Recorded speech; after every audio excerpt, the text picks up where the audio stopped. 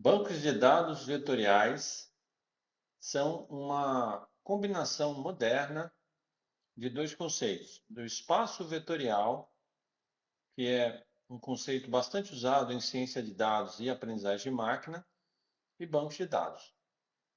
E nesse vídeo eu vou expandir com vocês esse conceito e mostrar como ele pode ser aplicado na prática para, por exemplo, atuar com agentes, né, que utilizam modelos de linguagem. Meu nome é André. Esse vídeo ele faz parte de uma sequência de vídeos que eu tenho desenvolvido trabalhando com modelos de linguagem. Então, tem vídeos que eu falo sobre o que é o espaço vetorial, como é que ele funciona, embeddings, que é uma coisa que a gente vai usar aqui. E também nesse vídeo eu vou falar sobre bancos de dados, né? Eu estou imaginando que você vai seguindo a sequência de vídeos que eu tenho feito para entender alguns conceitos que eu vou usar aqui, tá? Se você não tá, isso aqui está numa playlist ali, você pode assistir os outros vídeos antes.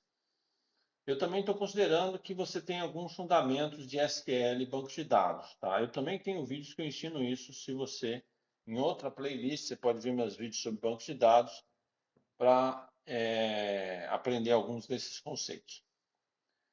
Ok, então, antes de entrar na parte do banco de dados em si, a gente vai falar um pouco do cenário de embeddings, tá? Só retomar, a gente estudou isso amplamente nos vídeos anteriores. Falei, mostrei detalhes de como eles são calculados, tudo isso, por isso que você tem que assistir os vídeos anteriores. E nesse vídeo eu só vou dar uma retomada, o que era isso, o que a gente fazia com isso, tá? Então eu falei sobre embeddings e eu tracei um cenário amplo em que várias aplicações podem ser desenvolvidas, né? Eu mostrei que as embeddings, a ideia de embeddings está revolucionando como a gente lida com várias coisas no contexto da computação, tá? E especialmente hoje, a gente vai tratar desse conceito para fazer busca por similaridade e busca semântica. Então, aqui a gente vai explorar os embeddings, quer dizer, a gente já viu o que eles são, como eles são construídos em aulas passadas, e aqui como é que a gente vai fazer isso, certo? E então, são esses dois tópicos aqui que a gente vai tratar hoje.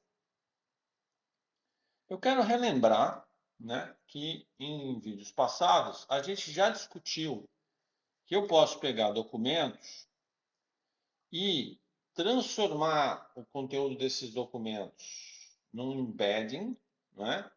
E aí vocês têm que lembrar que um embedding vai ser uma representação multidimensional daquele documento no espaço. Então eu posso colocar esses documentos no espaço e, por exemplo, medir similaridade ou distância. A gente já fez isso em vídeos anteriores, por exemplo, para fazer clusterização, medir similaridade. Então, nesse vídeo, a gente vai explorar exatamente esse mesmo conceito, só que agora dentro de um banco de dados. Então, a gente vai partir de um caso de estudo que a gente também já usou em vídeos anteriores, certo? Esse caso de estudo vem desse trabalho aqui que foi desenvolvido relacionando sintomas e doenças com o peso, né? Esses dados foram extraídos de bancos de dados de textos médicos. Então, o propósito desse trabalho era, dada uma doença, quais são os sintomas característicos e a incidência de cada sintoma, o quanto aquilo ali é recorrente naquela doença, tá? Eles construíram então esse grafo, né? E deixa eu mostrar aqui para vocês. A gente construiu eu vou trazer aqui para vocês. Essa aqui é uma página que eu daqui a pouco, né, eu menciono quando eu apresentei essa primeira vez, tá? E aqui tem a cara desse banco de dados, que é um CSV, onde eu tenho a doença e aqui eu tenho a lista de sintomas que se aplicam para aquela doença e, entre parênteses, o grau de incidência daquela doença, né? Então, esse é o resultado desse trabalho. Eu meio que estou repassando uma coisa que a gente já viu antes, então eu não vou entrar em muitos detalhes. Se você quiser, você assiste meus vídeos anteriores. O que a gente fez com isso no último vídeo, inclusive, né? A gente usou isso para fazer classificação de textos, né? Então a gente usou Name Identity Recognition, a gente reconheceu coisas em textos, a gente usou isso para fazer clusterização, né? E uma das coisas que a gente teve que fazer, na verdade, o Name Identity Recognition, eu acho que nesse problema não. Esse problema foi mais para fazer classificação e clusterização. É, então, para poder usar isso, a primeira coisa que eu discuti com vocês no vídeo passado, e eu estou retomando isso aqui, porque isso aqui vai ser fundamental para a gente entender como é que a gente lida com o espaço vetorial junto com o banco de dados, é uma discussão que eu tinha que retomar. Então, aqui está a página que eu acabei de entrar, né, que tá aqui o endereço, né, fica dentro do DataSci for Health GitHub.io, nesse caminho. Aqui eu tinha que retomar com vocês essa discussão. Então, está aqui a página. E nessa mesma página, se você der uma passeada nela, tá? Eu tenho aqui, eu vou voltar, eu tenho aqui um diretório, que é esse preprocessing aqui. E nesse diretório preprocessing tem esse notebook, tá? Que eu já apresentei. Eu não vou entrar em detalhes nesse notebook, como é que ele funciona. Mas ele produz essa matrix aqui, olha.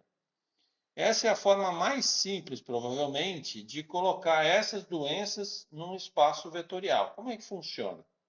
Pensa que nas linhas eu tenho as doenças, nas colunas eu tenho os sintomas, tá certo? Se aquele sintoma não aparece para aquela doença, vai ficar zero aqui. Se aparece, o que vai ter na célula vai ser a incidência daquele sintoma para aquela doença. Então, eu mostrei que essa matriz permite eu colocar as doenças no espaço vetorial. Não precisa ser necessariamente aquele embedding que a gente estudou em NLP, pode ser uma representação mais simples como essa, que também é usada. E a gente vai ver outra alternativa aqui também, na aula de hoje. E eu posso comparar os documentos, né? Eu posso ver a distância de um documento em relação a outro usando essa matriz. Nesse caso, o que eu estou chamando de documento, por exemplo, seria a distância de uma doença em relação a outra. A gente viu isso amplamente, né, no vídeo passado. Então, a gente também viu, passou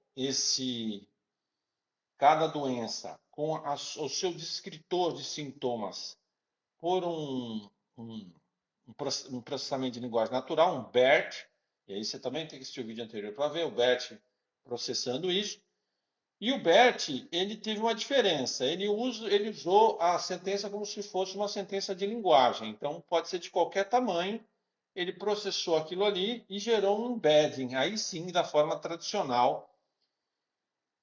E essa tabela com os embeddings, ela está aqui, mas você não vai conseguir ver aqui direto na interface do Hugging Face, porque o Hugging Face ele diz que o arquivo é muito grande. Então tem o BERT Embeddings aqui e o BERT Embeddings e tem o Clinical Embeddings. Eu vou mostrar os dois agora. Então o BERT Embeddings eu passei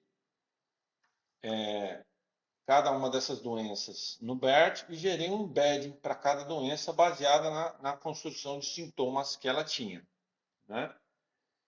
E eu fiz a mesma coisa usando o Clinical BERT, para mostrar a diferença entre no caso aqui o BERT é um encoder, eu também vi isso em vídeos anteriores, um encoder generalista e um encoder com fine tuning, né? Então, ele gera o quê? Ele gera uma coisa meio parecida com o outro, no sentido de que você tem para cada doença, você tem um número X de dimensões, que é definido pelo encoder, e para cada dimensão você tem um valor que coloca aquela doença no espaço. E aí, com isso, eu mostrei um pipeline, três workflows, ou três, né, construções. Uma que coloca esses documentos no espaço usando essa matriz de sintomas e doenças, o outro usa os embeddings e o outro usa os clinical embeddings, certo? Então, eu mostrei essas três coisas e aqui estão eu mostrei que houve diferenças, fiz uma discussão, mas isso aqui é só para retomar com vocês uma coisa que é importante, que eu posso usar essa representação vetorial, que é uma matriz com valores, basicamente, para colocar documentos no espaço, né? Aí aqui estão as representações que eu mostrei no vídeo passado. Eu também mostrei, e essa é a parte de classificação que eu falei, que é que eu posso fazer NR, pegar termos de um texto. Então, se o texto for em documentos, e aí aqui agora já é um outro contexto em que eu peguei textos de descrições de casos clínicos escritos por Richard Cabot, né? Não sei se vocês lembram, mas nesse contexto, basicamente, o que eu tinha era isso aqui, nesse endereço, tá? Eu já estou entrando aqui num dos endereços que eu estou citando lá, né? Aqui está o endereço raiz, que é o LLM to Learn, e dentro dele tem três diretórios diferentes. Um deles é esse diretório Data Case Teaching Cabot, onde estão os dados, certo? E nele eu tenho vários, por exemplo, tenho o Case Teaching Cabot CSV, em que cada linha é a descrição de um caso clínico, né? Um homem de 47 anos, então cada linha desse cara é um caso clínico. E eu também fiz um NR, não é? Nesse cara. Então, o que que eu fiz? Eu basicamente passei isso por um Name Identity Recognition, peguei partes do texto, certo? Aí aqui embaixo vai ter lá o resultado do Name Identity Recognition, onde ele reconhece as entidades e classifica, por exemplo, como um problema e assim por diante. Isso eu também explico no vídeo. E ao invés de fazer um embedding do texto inteiro, eu mostrei que você também pode, por exemplo, usar um NR para pegar partes importantes do texto e colocar esses textos no espaço, tá certo? Então, eu estou retomando tudo isso porque tudo isso vai ser útil para o nosso banco de dados. Aí eu mostrei para vocês que eu também poderia colocar no espaço documentos inteiros, né? Eu reconhecia, por exemplo, eu posso fazer um embedding do caso todo, que é esse aqui, mas e aí eu uso o BERT para pegar aquele class lá do caso inteiro, né? Ou posso fazer uma média dos tokens, cada um usa uma estratégia diferente. Mas eu posso fazer só do sumário usando NR, ou eu posso botar só da seção de diagnóstico usando NR. Aí eu mostrei para vocês as diferenças de cada uma dessas três abordagens. Tá? Então, eu estou trazendo aqui para vocês, dei essa repassada, por quê? Porque eu precisava com vocês trazer de volta essa ideia de que documentos ou doenças podem virar matrizes no espaço. Então, o que a gente vai tratar aqui em bancos de dados vetoriais é justamente como eu construo um banco de dados que lida com essa questão dos vetores no espaço, né? Esse é o nosso tema aqui. E o que eu guardo nos bancos de dados pode ser tanto os documentos como doenças, por exemplo. Aqui no nosso vídeo, a gente vai pegar e vai construir um banco de dados de doenças e sintomas. E vai usar a representação vetorial delas. Vocês vão entender isso aqui. Então, antes de fazer isso, eu quero expandir um pouco as possibilidades, né? Então, tem esse artigo que eu acho que vale muito a pena vocês lerem, tá? Que ele traz Eu tenho o link dele aí, né? E ele traz uma comparação no Scikit-Learn, né? De diversas abordagens para você construir representações vetoriais de documentos. Então, eu trouxe esse artigo porque eu quero mostrar para vocês que essa visão que eu estou trazendo, ela está no debate, ou seja, apesar de ser uma sequência de vídeos sobre NLP e eu estar mostrando como é que você pode usar NLP para fazer embeddings, você pode ter outras formas de representação vetorial no espaço. E você vai escolher uma a depender do tipo de problema que você quer trabalhar, tá certo? Então aqui ele mostra 3 formas. Uma se chama Bag of Words, que é como se eu tivesse os documentos, as colunas fossem palavras, e eu vou ter 1 se aquela palavra aparece no documento e 0 se ela não aparece. Esse Bag of Words é parecido com aquela representação que eu acabei de mostrar de matriz. Foi por isso que eu quis repassar ela. Aquela ali não é exatamente um Bag of Words.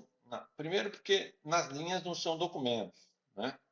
E na coluna não são palavras que acontecem no documento. Mas a ideia é a mesma. Eu tenho doenças e nas colunas os sintomas. E ao invés de 1 e 0, tenho, não tenho, vai ser a taxa de incidência. Então é parecida, a ideia é parecida. Então aqui é para vocês verem que essa é uma forma de você representar coisas no espaço vetorial e fazer recuperação. Nesse caso aqui seria um documento, o documento tem palavras e o Bag of Words é uma forma antiga, mas que ainda poderia ser usado em alguns cenários em que você faz isso.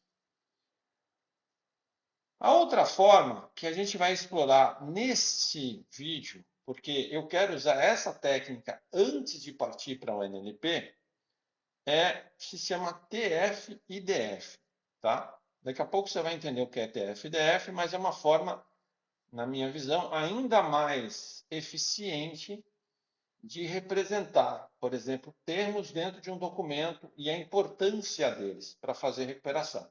Essa é uma técnica muito antiga da área de recuperação de informação, que é pré-machine learning, é pré tudo isso. Era usada e até hoje é usada em alguns contextos. E, finalmente, a terceira técnica é usando embeddings através de um LLM, um encoder, por exemplo, como o BERT, como a gente fez até aqui. Então, essa técnica a gente também vai ver. E o importante vocês entenderem, e é isso que eu estou tentando fazer vocês entenderem nesse vídeo, é que as 3 técnicas vão gerar uma matriz com valores que vão colocar esses documentos, ou seja, o que eu quiser encontrar, no espaço. No nosso caso, vão ser doenças. A gente vai colocar doenças no espaço, a partir dos sintomas, e tentar compará-las e fazer essa análise. Mas antes de seguir adiante, eu vou explorar nesse vídeo 2 técnicas. Uma é a do TF-IDF, que é essa que eu acabei de mostrar para vocês, que é uma das técnicas que é usada. Por que eu vou começar com ela e não vou direto para o NLP? Por 2 razões. Primeiro, porque ela ainda é bastante usada e vale a pena entender e conhecer ela. Mas também porque esse ambiente que eu vou mostrar aqui, ele é mais leve e vai permitir mais facilmente que vocês possam reproduzir na máquina de vocês, tá certo?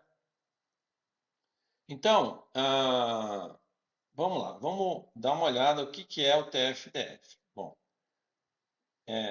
se vocês quiserem entender profundamente o TF-IDF, eu recomendo que vocês assistam esses meus 2 vídeos aqui, tá?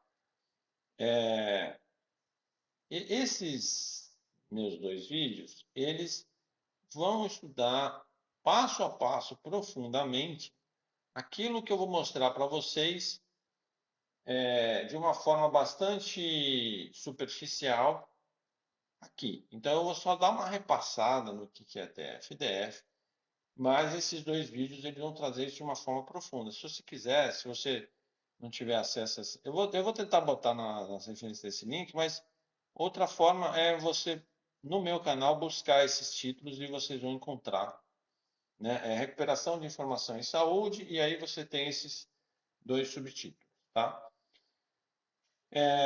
Aí, o que eu mostro nesses vídeos? Primeiro, eu uso esse endereço aqui em cima, não é? Que está no Lab to Learn, tá certo? Então eu vou trazer ele aqui para vocês agora, certo?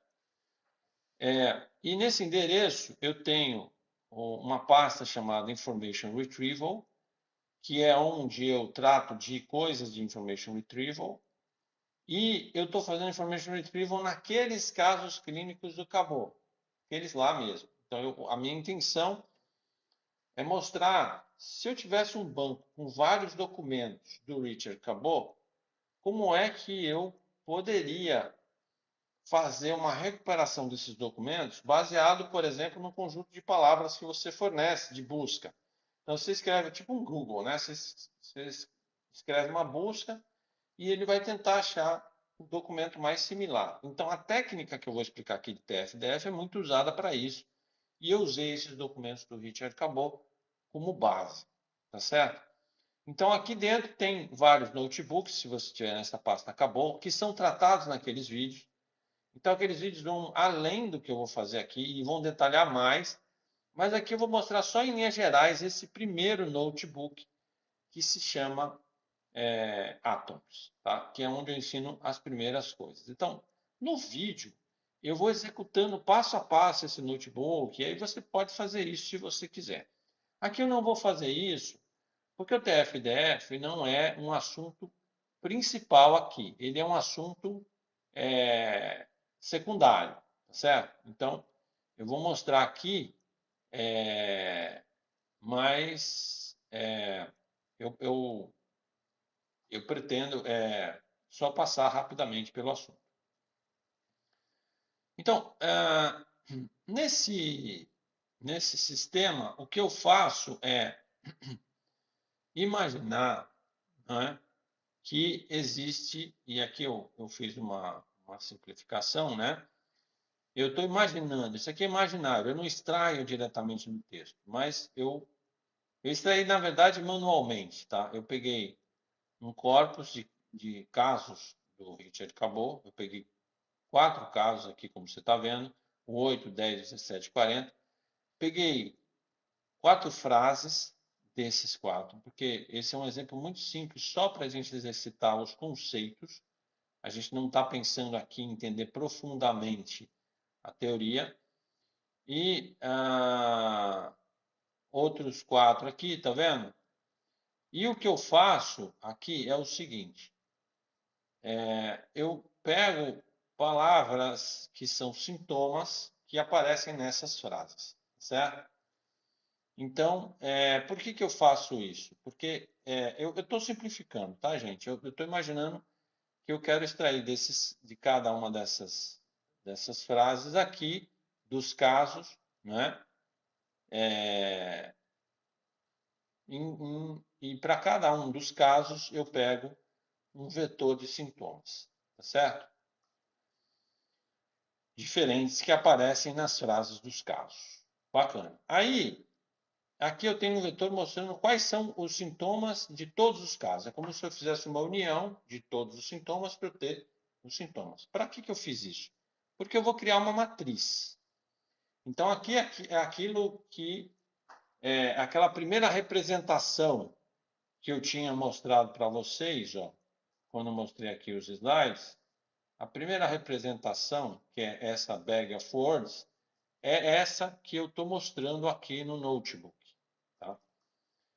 Ou seja, vamos lá, vamos repassar. Eu tenho as frases, né? 4 frases e 4 casos. Aí eu pego os sintomas que aparecem nas 4 frases e junto todos os sintomas. Então, pain, fever, trombose, por exemplo, está na primeira frase, deixa eu ver, pain, fever and thrombosis. Tá vendo? Então, tem essas 3 palavras. Na segunda tem pain, vomiting and has edema. Tá vendo? Então, na verdade, aqui eu simplifiquei e peguei só os sintomas de cada um. Aí eu juntei e criei um array com a união de todos os possíveis sintomas que acontecem em todas as frases. Aqui eu criei uma matriz, como eu fiz anteriormente. Então, o que tem na minha matriz? Cada linha é um caso daqueles, que eu estou representando de forma simplificada só por uma frase, mas podia ser o texto inteiro. E cada coluna é um dos sintomas, que novamente é uma simplificação. Poderiam ser sintomas reconhecidos por um NER, como eu mostrei antes, ou poderiam ser todas as palavras do texto, até se eu quisesse, certo? E é bem comum usar todas as palavras do texto, exceto stop words, que eu não vou entrar em detalhes aqui, mas a gente costuma retirar. Então aqui você tem as colunas que são os sintomas, e aí eu tenho para cada, são todos os possíveis sintomas, né? Aquela junção que eu fiz.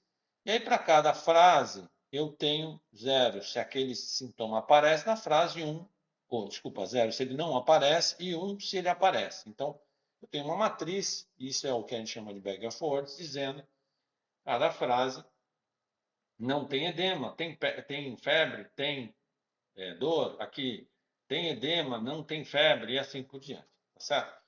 Nota que é uma coisa que a gente vai recorrentemente ver aqui. Isso aí já é uma matriz, não é? E já coloca essas frases num espaço para a gente fazer comparação. E é isso um pouco que eu faço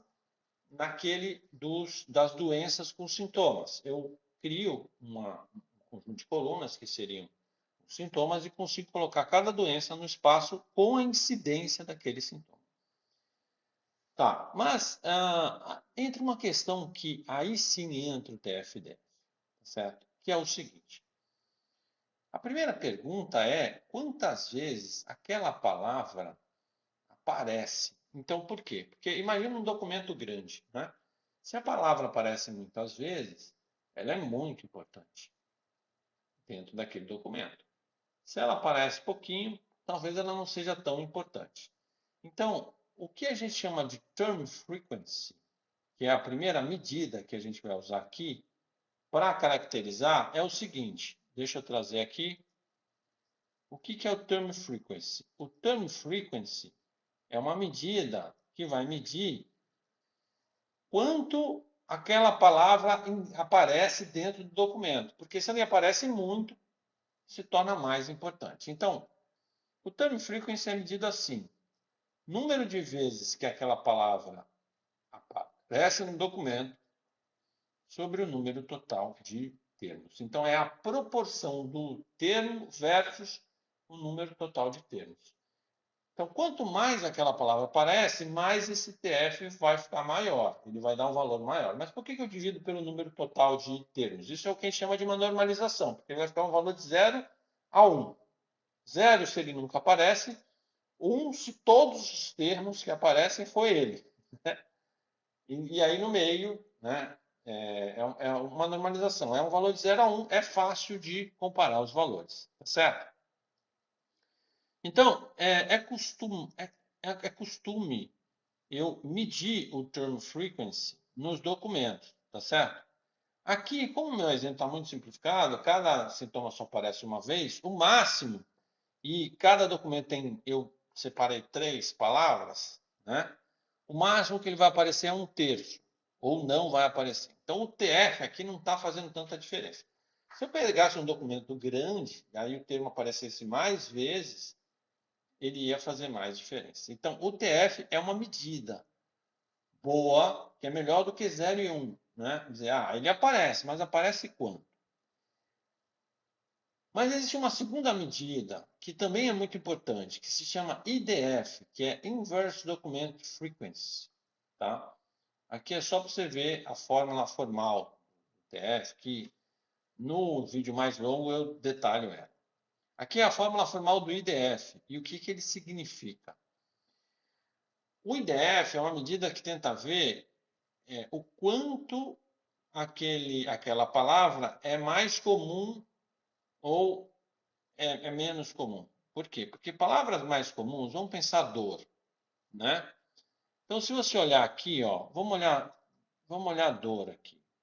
Tá vendo que dor aparece em todos os documentos, né? Então, se o cara fala que ele tem dor, nesse contexto, você não está diferenciando muito as doenças, porque dor aparece em todos. Febre um pouco menos, tá vendo? Então ele tem um poder de distinção maior. Edema só aparece em 1, então ele tem um baita poder de distinção, não é? O que o IDF mede é justamente isso. quão rara é aquela palavra, o quanto ela distingue um documento quando ela aparece no documento. Então ele vai olhar aquela palavra e vai olhar em todos os documentos, em quantos documentos ela aparece, né? Então o que é o IDF? É o total de documentos que tem sobre o número de documentos que contém aquela palavra, certo? Então isso vai dar um valor, tá? Para que esse valor seja calculado de forma proporcional, não fique um valor, né? A gente calcula o logaritmo dele, certo? O logaritmo desse total de documentos sobre o número de documentos que contém aquele termo, tá? Isso vai virar o IDF. O IDF vai ser maior quanto mais aquela palavra aparece no documento, né? O que é o o índice que eu vou dar para o documento? Chama TF e IDF. Então, antes de chegar nessa fórmula, deixa eu mostrar aqui o IDF. Ó. Então, você vai ver que cada palavra, edema, é bem raro. Aí tem um IDF mais alto, tá vendo? Febre. E aí, o logaritmo, ele baixa bastante o valor para tirar, né? Febre aparece em quase todos, então ela já é um valor baixinho, tá vendo? PEN é zero, porque tem em todos os documentos, então não tem nenhum poder de distinção. Trombose já é maior também, tá vendo? Fraqueza, metade dos documentos. Então, é isso que o IDF mede. O que é o TF e IDF? É a multiplicação dos dois. Então, eu vou pegar o TF e vou multiplicar pelo IDF, tá certo? Então, o que ele vai me dar no final? Ele vai me dar um valor, um número, certo? E aquele número expressa o seguinte: na busca, né, se eu estou buscando um documento e aparece a palavra edema, o quanto a palavra edema vale nesse documento zero que eu estou procurando. Então, nesse documento aqui, não vale nada. Nesse aqui vale muito. Então, esse aqui tem muita relação com edema. Esse aqui nada. E assim vai, tá vendo? Então, no fundo... Ah, mas André, se tiver a palavra PEN, para os 4 documentos não vai valer nada. Isso significa o seguinte: não quer dizer que não tenha a palavra PEN no documento, mas como todos os documentos têm a palavra PEN, não vale a pena fazer uma distinção por ela. É isso que está dizendo. Então, o TF-DF ele é bastante usado, né? Bacana. Então, vamos agora. Então, o TF-DF ele funciona assim, ó. Geralmente você vai pegar documentos, tá certo? Você vai fazer uma matriz de todas as palavras que aparecem naquele documento, que aí você pode ser todas as palavras, ou você pode pegar só os sintomas, se você fizer um name entity recognition, né? E aí você vai calcular esse TF-DF que a gente mostrou aqui, certo? Isso vai gerar uma matriz e vai permitir que você coloque esses documentos num espaço n-dimensional. Você possa medir o quanto um documento é mais semelhante com o outro. Então, uma matriz de TF-DF, ela permite eu medir distâncias de documentos, né? Saber o quanto um documento é similar a outro, ou quanto um documento é similar ao que eu estou buscando numa query. Aí vai entrar o banco de dados. Daqui a pouco a gente vai chegar nele. Então, quanto isso vai servir no banco de dados. Tá vendo? Então, eu estou mostrando esse cenário porque isso aqui é tão usado ou usado da mesma maneira que eu usaria um embed, tá? Mas é uma coisa mais leve e é por isso que eu quero começar com ela, porque é fácil de vocês reproduzir.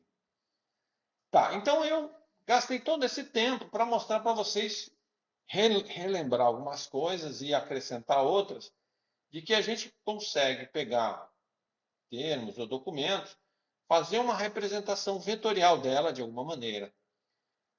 O que eu quero mostrar para vocês aqui agora é que eu posso pegar isso e colocar num banco de dados. E é isso que é um banco de dados vetorial. Você vai colocar essa representação vetorial no banco de dados e você vai usar essa representação vetorial para fazer, por exemplo, o que a gente chama de busca por similaridade. A gente vai pegar documentos ou termos próximos àquele que eu estou colocando para usar no banco de dados. Tá certo?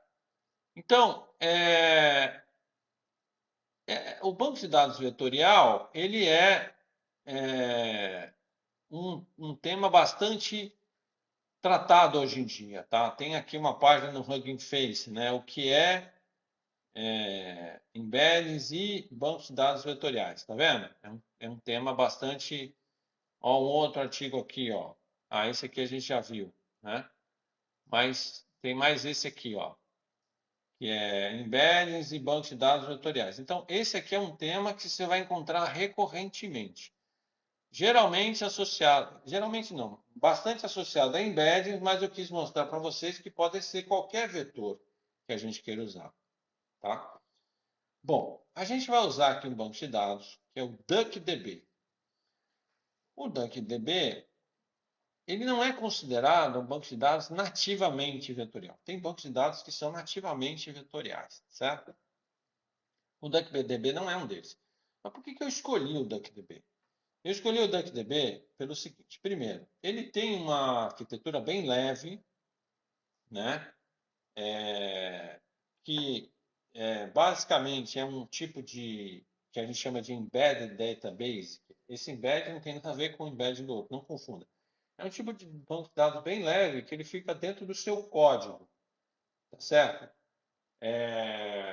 Então, tem outros bancos de dados dessa família que fazem esse mesmo tipo de coisa, né? Então, mas o DuckDB, além de ter essa capacidade de ser um banco de dados leve, ele também é colunar. Eu não vou entrar aqui nesse detalhe, mas na área de análise de dados, bancos de dados colunares são muito rápidos quando eu quero analisar dados, e é mais ou menos o que a gente vai fazer aqui. Ele tem as características de um banco de dados relacional, que é o ACID lá que vocês estudam, em banco de dados, também não vou dar aula aqui sobre isso, mas isso é importante. E ele é fácil de ser estendido. Eu posso criar funções Python que eu posso usar diretamente nas queries SQL, tá certo? E essas são as razões porque eu escolhi. Na verdade, eu escolhi ele e não um nativo, porque eu queria mostrar como os, os, os vetores eles são operados pelo banco de dados, tá certo? Então eu vou mostrar as funções do banco de dados usando as coisas, tá? É claro que ele não vai ser tão eficiente como se aquela função fosse construída nativamente no banco de dados, tá? Mas ele é mais didático para mostrar para vocês como é que opera um banco de dados vetorial, tá? Então, tudo bem. O exemplo que eu vou mostrar a partir de agora está nesse DBV to Learn. Eu criei ele, DBVec to Learn. Eu criei um projeto específico. Vocês podem perguntar, mas por que você fica criando tanto projeto no GitHub? É porque eu preciso configurar um ambiente para rodar, não sei se vocês lembram, nesse ambiente chamado Binder. Esse ambiente, eu vou abrir ele aqui agora, eu vou abrir ele numa nova aba. Ele permite que eu rode um notebook, que eu já deixei todo preparado, diretamente online, não roda no servidor da sua máquina, ele vai rodar num servidor remoto gratuito, né? Então, para construir um binder customizado, como o binder ele usa a ambientação estabelecida no GitHub, acabo tendo que criar um GitHub para cada coisa que eu vou mostrando para vocês, tá? Então, eu cliquei aqui, abri e ele está carregando o notebook que eu vou mostrar para vocês, que é o do DuckDB, certo? Esse notebook está aqui, olha. Se vocês olharem, ele está aqui no notebook. Se você quiser, você também pode rodar na sua máquina, tá? Eu criei aqui uma imagem Docker que você pode rodar e um Docker Compose que você pode rodar. Ele já tem dentro dele o DuckDB, já tem todo o ambiente montado para você rodar o notebook. Aliás, tem umas coisas que você não vai conseguir rodar aqui no... Eu vou comentar daqui a pouco. Você não vai conseguir rodar aqui no Binder, tá? Mas vamos aí. Então, ele carregou aqui o ambiente, o Jupyter Notebook, a partir do Binder. E eu vou entrar aqui em Notebooks. E tem vários notebooks aqui. Daqui a pouco eu comento sobre os outros, mas especialmente, um deles é esse Transform Matrix Embeddings. É um que é igual àquele que eu mostrei anteriormente, que foi visto em aula passada. Ele pega aqueles... Deixa eu mostrar para vocês aqui. Tem uma pastinha Data que está aqueles notebooks lá, aquele CSV do Richard, do Sintomas e Doenças, lembra? Aquele lá, ele está aqui nesse arquivo aqui, certo? Como ele está aqui nesse arquivo, eu tenho um notebook, que é esse aqui, olha, KG Matrix Embeddings, que tem a ver com aquela aula passada, que eu vou pegar esses caras e vou transformar numa matriz, e eu também calculo embeddings dela, tá? Mas isso aqui é só para você ter aqui o notebook passado, mas o que me interessa é esse aqui, olha. Knowledge KG, DuckDB, TF-DF, Embeddings por SQL. É esse cara aqui que me interessa, tá? Eu vou puxar essa aba aqui. E agora a gente vai estudar um pouquinho. A gente tem um notebook em que a gente vai dar uma estudada no DuckDB, certo? O que tem aqui? Bom, aqui ele pega o arquivo CSV, aquele que eu acabei de mostrar, e ele faz um processo que eu já tinha feito antes de fazer o parsing, né? Ele vai desmontar aquele cara e vai fazer uma espécie de parsing para separar os sintomas, as doenças e a incidência. Tá? Ele faz esse parsing, ele me mostra aqui o parsing que ele fez, cada doença, os sintomas dela e os valores de incidência. É quanto aquilo, qual a incidência daquele sintoma e doença, certo? Bom, aqui eu estou conectando o DuckDB, que é o banco de dados. Eu quero lembrar vocês que aqui, como isso aqui é Binder, né, existe um arquivo de requirements aqui em que eu digo o que ele tem que instalar. Então, eu pedi para ele instalar aqui o DuckDB em Python, só dar né, ele instalou o DuckDB. Então, esses aqui são comandos SQL, tá, para criar tabelas do DuckDB. É um SQL básico, né? Eu não vou entrar aqui em SQL. A única coisa que é um pouquinho diferente é que a forma do DuckDB de falar que ele tem um valor alto incrementado é um pouco mais complicadinho. Você tem que dar esse execute aqui e fazer essa função aqui. Então é um negócio meio complicadinho, só para dizer que esse dizia ID, ele é auto-incrementado. É 1, 2, 3, 4. E aqui também. Então, não vou entrar em detalhes agora de DuckDB, mas encare isso aqui como auto-incremento, que vocês veem em outros bancos de dados. O resto é bem comum. Então, vamos ver quais são as tabelas que eu estou criando. Estou criando uma tabela de doenças, que tem um ID e um nome. Uma tabela de sintomas, que tem um ID e um nome. E daqui a pouco a gente vai explorar elas. Uma tabela que relaciona sintomas e doenças, então é aquele relacionamento de N para N, né? Uma doença tem vários sintomas e um sintoma pode estar associado a várias doenças, então tem uma tabela de relacionamento e nesse relacionamento existe a incidência, certo? E finalmente vai ter uma outra tabela que eu estou chamando de embedding, que eu tenho o ID da doença e eu tenho o embedding dela. O embedding, nesse primeiro exemplo, vai ser aquele TF-DF que eu mostrei para vocês. Eu estou chamando de embedding, genericamente, é uma matriz que representa aquela doença. Tá? Então, basicamente, o que eu estou fazendo, o que eu vou fazer eu vou pegar aquele arquivo CSV que tem lá as doenças com os sintomas e os pesos, vou fazer um parser separando, eu já fiz, né? Mostrei para vocês. E vou criar essas tabelas. Uma tabela de doenças, uma de sintomas e tem uma tabela de doenças com os embeddings, que vai ser o que a gente está chamando de banco de dados vetorial. Né? De uma forma mais detalhada. Né? Eu vou pegar esse CSV, são essas 4 tabelas.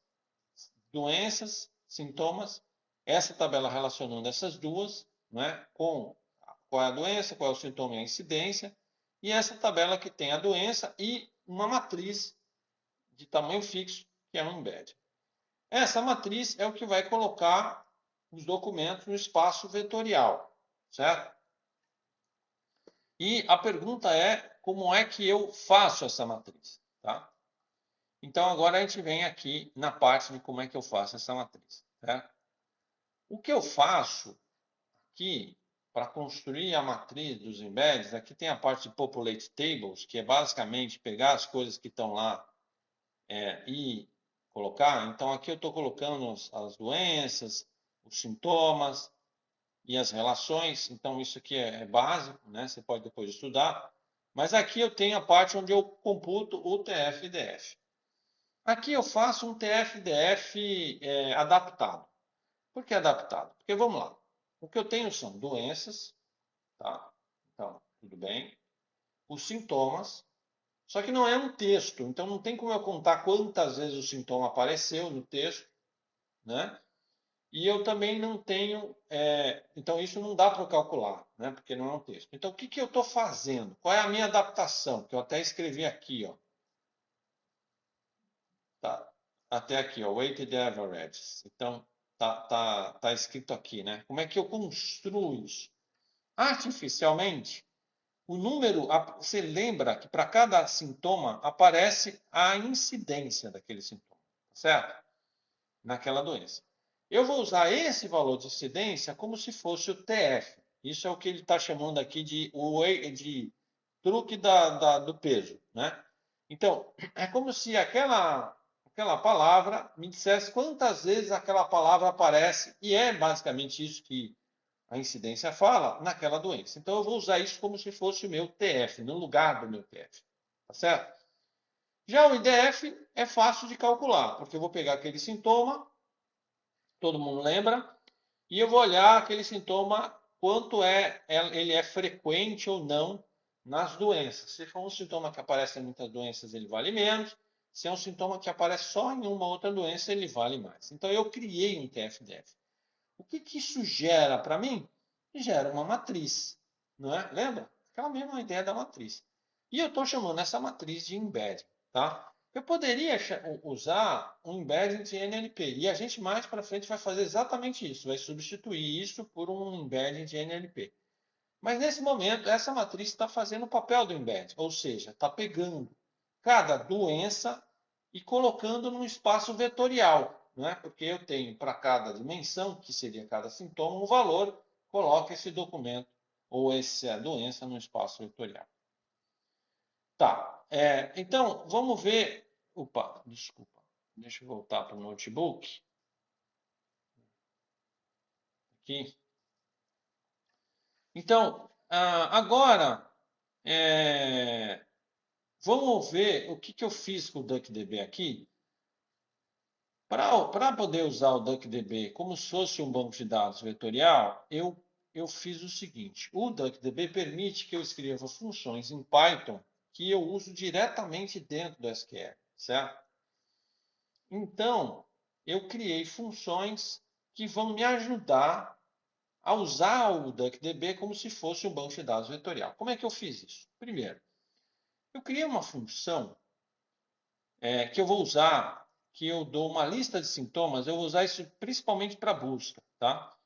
Eu dou para ela uma lista de sintomas e ele vai usar aquela técnica do TF-DF para vetorizar, para transformar pegar a lista dos sintomas e construir um vetor ou um embedding, se vocês preferirem, só que é um embedding daquele usado com TF-DF, que representa aquela lista. É um embedding só, porque eu preciso desse embedding depois para calcular a similaridade com as possíveis doenças. Então, o que ele faz eu boto uma lista de sintomas, na verdade, o que ele faz calcula o embedding de cada um, depois tira uma média, por exemplo, dos embeddings daquela... Na verdade, não é nem tirar uma média. Na verdade, é assim, o que ele vai fazer calcular aquele mesmo TF-DF, só que para esses termos, né? Então, ele vai fazer uma matriz como se aquilo é uma coisa que do mesmo jeito que eu tenho uma lista de sintomas e eu pego a doença e calculo o TF-DF dela, eu estou fazendo isso para uma lista de sintomas que eu dou aqui arbitrária. Tá? Uma outra função que eu coloquei aqui foi uma similaridade baseada nos cossenos. Né? Então, quando eu falei lá atrás sobre espaço vetorial, eu mostro para vocês que você pode colocar os documentos no espaço e que eu posso calcular a distância entre eles, não é? Já que eles estão no espaço. E uma das formas de calcular a distância se chama a distância dos cossenos, tá? Que é basicamente como se eu calculasse a inclinação, né, do cosseno de um documento para o outro documento. Então, essa aqui é uma forma de calcular uma distância entre dois documentos. Tá? Depois, se vocês quiserem, vocês dão uma estudada mais a fundo. Então, eu posso ter duas matrizes que representam dois termos ou dois documentos, e eu vou pegar essas matrizes e eu calculo a distância. Quão distante uma matriz é da outra? É como se cada matriz representasse um ponto no espaço, não é? N-dimensional, e eu vou calcular a distância. Tá? Aí, o que são essas duas matrizes? Podem ser duas doenças, que vão ser dois vetores, chamamos dois vetores, que representam as duas doenças no espaço, e eu calculo a distância das duas doenças. Mas pode ser, por exemplo, a lista de sintomas que eu transformei num vetor, a lista de sintomas de uma doença, e aí eu posso calcular a distância entre os dois. Então, essas duas funções, usando essa técnica aqui, ó, do create function, eu acoplo elas ao DuckDB. Aí o DuckDB passa a poder usar essas funções, certo? A partir daí, eu consigo usar o DuckDB para fazer queries. E aí agora eu quero mostrar para vocês algumas queries. O DuckDB aceita queries de bancos de dados tradicionais, tá certo? Então, deixa eu mostrar um outro ambiente que eu não coloquei aqui as queries tradicionais. Então, deixa eu mostrar um outro ambiente que eu tenho essas queries tradicionais. Depois eu volto para cá. Ele também acessa o DuckDB, tá? Então, nos meus slides, eu vou mostrar um segundo ambiente alternativo que roda sobre o Hugging Face, tá? Ele está aqui, ó, nos slides. Peraí que eu, sem querer, parei os slides. Ele está aqui, ó. Aqui é a minha conta do Hugging Face. Esse Medical Vector Space. Esse aqui é um ambiente alternativo, que depois eu vou entrar em mais detalhes, que ele usa os embeddings propriamente ditos, tá certo? Mas, por enquanto, eu quero usar esse ambiente só para a gente fazer para a gente usar o banco de dados da forma, o DuckDB da forma tradicional, tá? Então, para isso, se você rodar esse Medical Vector Space aqui, ele vai trazer uma interface assim.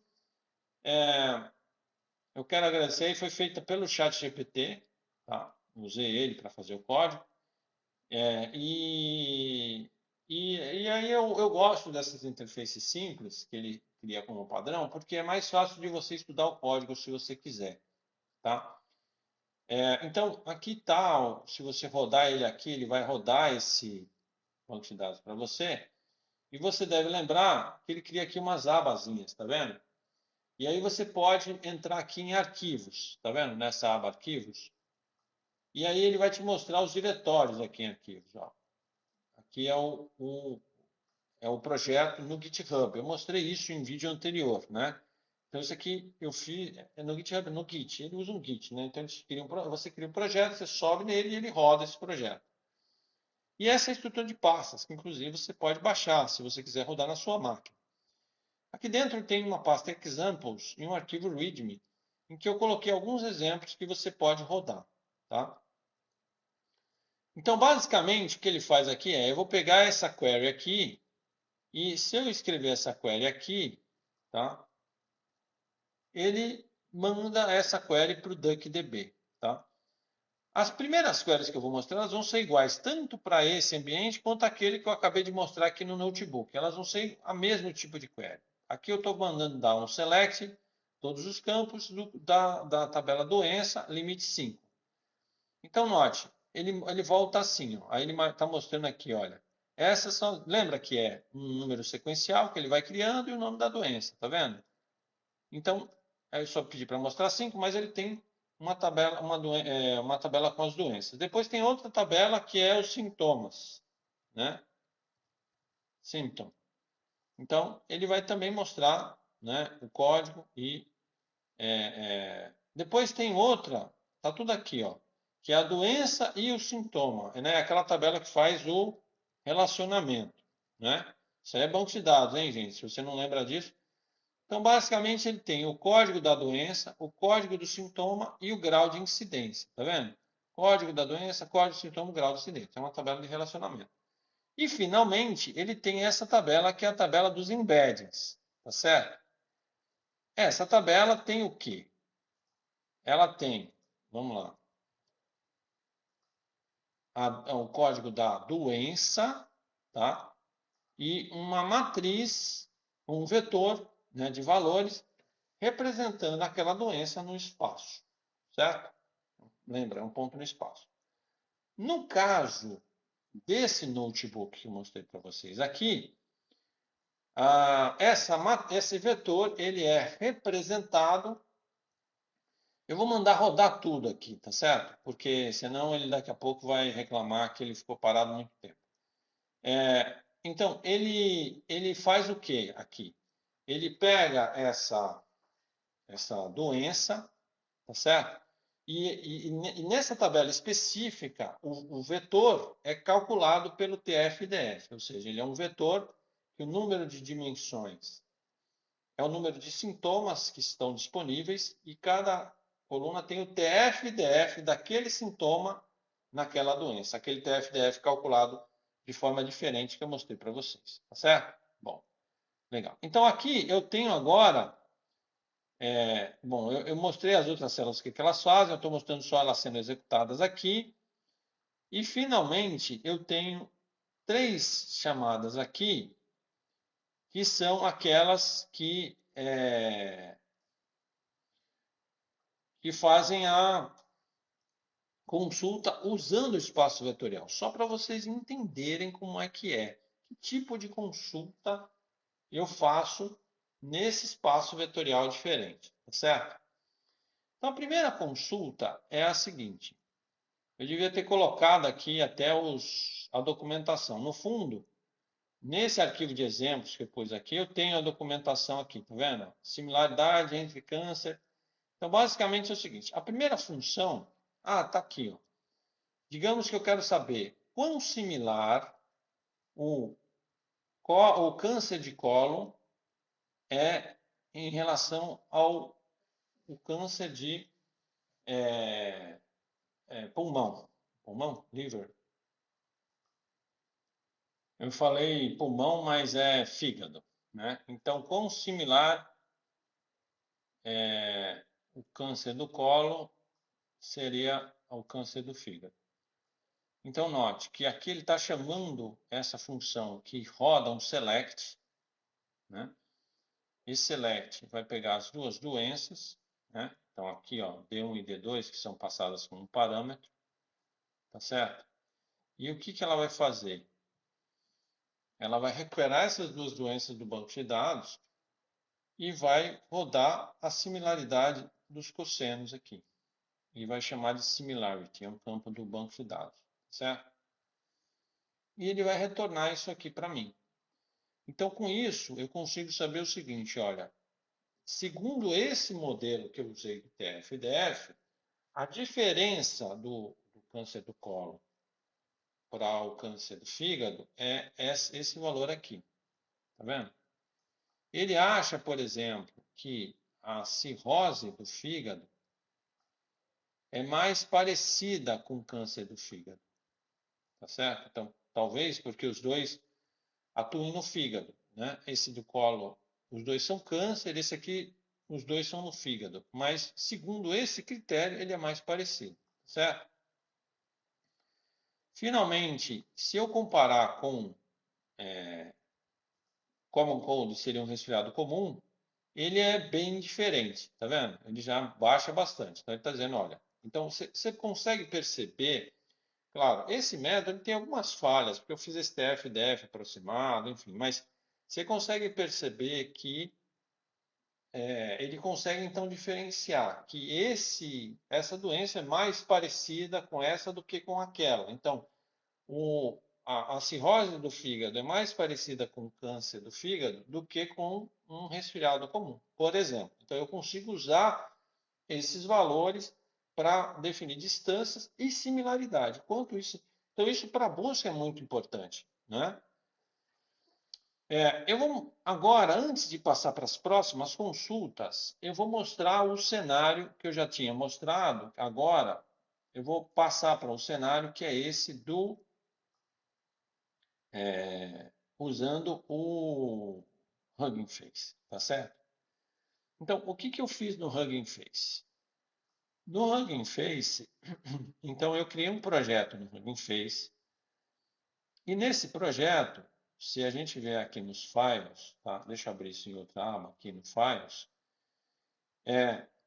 A ideia o código é aquele mesmo. Então eu tenho um banco de dados em DuckDB, eu pego os dados do CSV, extraio e boto no banco de dados as mesmas 4 tabelas: doenças, sintomas, doenças relacionando sintomas e embeddings. E isso é feito aqui dentro do app. Ó. Eu tenho cada uma dessas funções faz uma das tarefas. Eu não vou entrar em detalhes, é a mesma coisa que vocês viram no notebook. A única diferença aqui é que na hora de calcular os embeddings, ao invés de eu usar o TF-DF, eu vou usar um encoder. Tá vendo? Eu vou usar esse encoder para gerar embeddings, certo? Então, o que eu estou fazendo? Eu estou pegando o vetor de sintomas, estou transformando isso numa sentença e estou usando um encoder para produzir os embeddings, tá? Especificamente, esse paraphrase mini LM-L3V2 aqui é um encoder baseado em BERT, tá? Então, eu posso até trazer a página dele aqui, ó. Você pode trazer aqui, ó. Tá vendo? No Hugging Face, ele puxa do Hugging Face. E ele usa o BERT, só que ele usa o BERT usando uma técnica que chama Sentence BERT. Ele é um BERT já preparado para criar um embedding da sentença inteira, um único embedding. Ele é otimizado para fazer isso. Então, a gente está considerando a sentença inteira, todos os sintomas, certo? Então, vamos dizer que aqui no Hugging Face, eu estou usando realmente um NLP para fazer um embedding ao invés do TF-DF. Essa é a única diferença, tá? E aí eu criei esse server com Fast API, como eu tenho feito em todos os nossos exemplos, e eu criei um clientezinho aqui que você escreve a sua query, manda lá para o servidor e ele processa e traz o resultado aqui na interface, certo? Então, vamos ver o que eu... Aqui eu tenho os exemplos que você pode rodar diretamente, tá vendo? Então, se você quiser... Não, peraí, aqui não estão os exemplos. Os exemplos estão aqui, né? Os exemplos. Aí, se você quiser, você pode copiar e colar. Por exemplo, isso aqui é a similaridade entre cólon de câncer e câncer de fígado. Lembra? A gente fez a mesma coisa lá. Aqui está só a sentença em SQL. Talvez seja mais fácil para você, digamos assim, estudar, né? Você vai pegar aqui, colar, dar um execute, aí ele vai retornar o valor, que é a similaridade. Para ele, usando o BERT, esses dois caras são muito próximos. Então, nós que aqui tem uma diferença dessa forma de criar a matriz de similaridade daquela usando o TF-DF. Qual é a melhor? Bom, Aí é difícil você olhar só dessa perspectiva. O ideal é que você tenha um profissional de saúde que analise isso com você, veja o que ele está levando, pesando, por que ele achou que é mais parecido aqui do que lá. Enfim, tem todo um critério que você tem que levar em consideração. Essa aula é só didática, eu fiz um exemplo muito simples para você entender só como é que funcionam as coisas. Então aqui você pode pegar, por exemplo, similaridade da cirrose do fígado com o câncer do fígado. Aí você vai botar aqui, ó. Aí ele vai te dar 94. Para ele ainda é muito parecido, menos parecido do que o câncer. Note que nesse sentido ele se difere do outro, né? Que achava que a cirrose era mais parecida com o câncer do fígado do que os dois cânceres entre si. Mas os dois concordam em relação ao resfriado, né? Que já é menos parecido. Note que a métrica, a linha métrica que se usa nessa similaridade é diferente da linha métrica da outra, porque eu usei duas matrizes calculadas de formas diferentes. Tá certo? Bacana. Bom, aí aqui agora eu tenho uma outra que é o seguinte. Dada uma lista de sintomas, eu quero que você liste para mim, por ordem de similaridade, todas as doenças que se parecem com aquele conjunto de sintomas. Então, essa função seria interessante. Eu tenho esse conjunto de sintomas. Quem são as doenças candidatas? Tá vendo? Então, vamos estudar essa query. O que ela faz? Ela usa outra função para calcular o embedding desses sintomas. Então, esses sintomas, essa lista de sintomas, gera um embedding, que é como se fosse uma doença genética, né? Caracterizada por esses sintomas. E aí, eu vou pegar o embedding de cada doença e calcular a distância dos cossenos. Tá vendo aqui, ó? E isso vai ser a similaridade, tá? Então, ele vai pegar isso e a doença dos cossenos para cada doença. Então, o que ele fez? Ele calculou o embedding do sintoma, corre cada doença e vai calculando a similaridade. E aí ele dá um order by similarity. Ele ordena pela similaridade e só mostra aquelas que a similaridade é maior que zero. Então, ele vai te mostrar que cada doença, por exemplo, os sintomas que eu coloquei aqui foi febre e tosse. Então, para ele, a primeiro candidato, a mais próxima seria câncer no pulmão, depois neutropenia, depois e aí por aí vai, certo? Eu posso rodar a mesma query aqui, tem a query aqui, ó, tá vendo? A mesma query, eu posso rodar aqui, certo? E eu vou ter a similaridade, tá vendo? Para ele a pneumonia é a primeira. Aqui, esse aqui, assim, só de uma olhada assim de cara, tá me parecendo mais ok. Mas lembre-se, isso aqui é só um exemplo didático. O número de sintomas é muito limitado aqui, porque é um exemplo didático, tá certo? Né, por exemplo, o BERT poderia ser um BERT na área de clínica, como a gente já viu antes. Tem várias coisas que poderiam melhorar muito esse resultado. Aqui é só um exercício, certo? Legal. E finalmente tem a terceira aqui, que é essa aqui, que é o seguinte: dada uma doença, quais são as doenças mais parecidas com ela por ordem de similaridade? Aqui eu estou mostrando só 5, né? Ele tem como default, ele só pega as 5 primeiras, mas você pode botar o N, basta você botar o N que você quiser aqui. Então, eu, por exemplo, coloquei a doença resfriado comum. O que ele faz? Ele vai fazer uma coisa meio parecida com o que ele fez com o anterior, tá certo? Aqui eu ainda deixei esse join aqui, eu não gosto de usar join, tá? Eu devia ter editado esse join aqui, não tive tempo, mas depois eu vou tirar esse join. Eu prefiro fazer o join no where, né? Mas tudo bem. Ele pegou e, primeiro, ele vai pegar a doença que tem esse nome aqui, né? E vai calcular a similaridade com cada doença no banco, né? Essa similaridade do cosseno, tá vendo?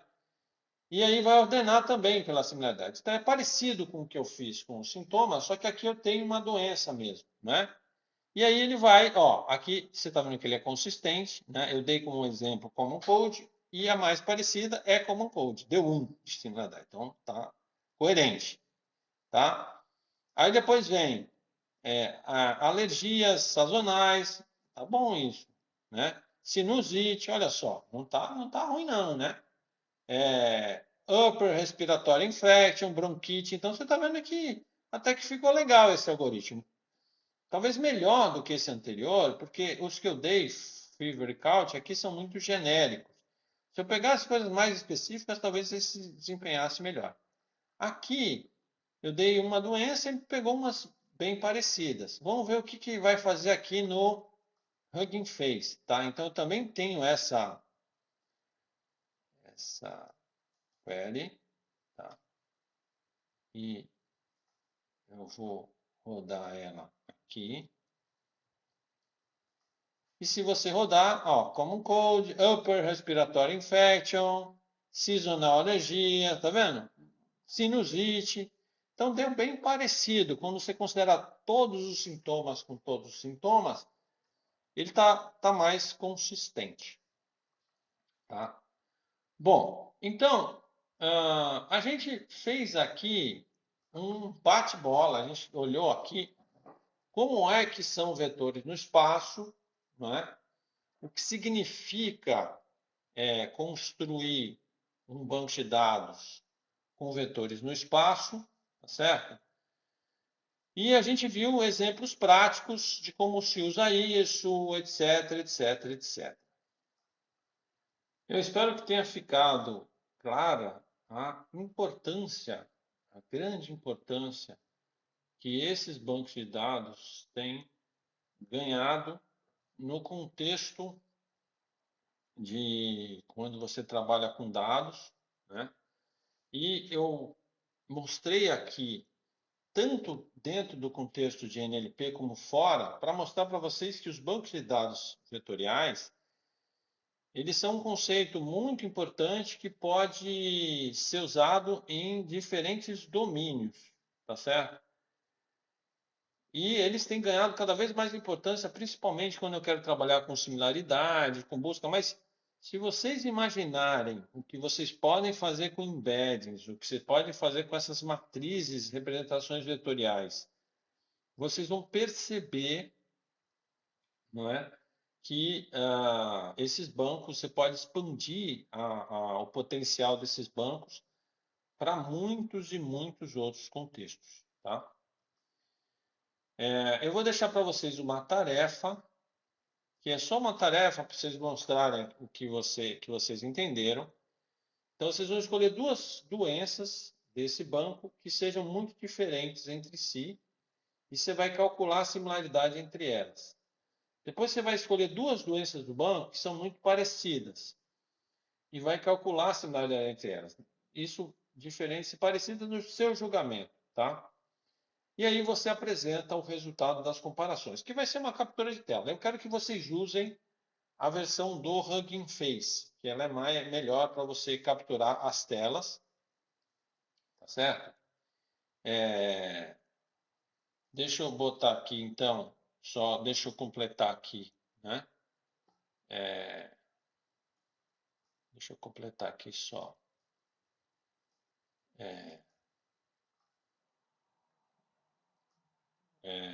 Então, apresente os dados das conversões usando a interface do Hugging Face e capturando a tela com a query e os resultados. Certo? E, finalmente, vocês não podem usar, obviamente, vocês já sabiam disso, né? Os exemplos que eu usei aqui na sala. Então, aqui nessa aula, tá? Vocês têm que buscar outros exemplos. Então, vocês podem até fazer query para olhar a base, vocês podem olhar o CSV, enfim. Vocês que sabem como é que vocês vão procurar esses exemplos, mas não pode usar os que foram vistos em sala. Ok? Obrigado. E até mais.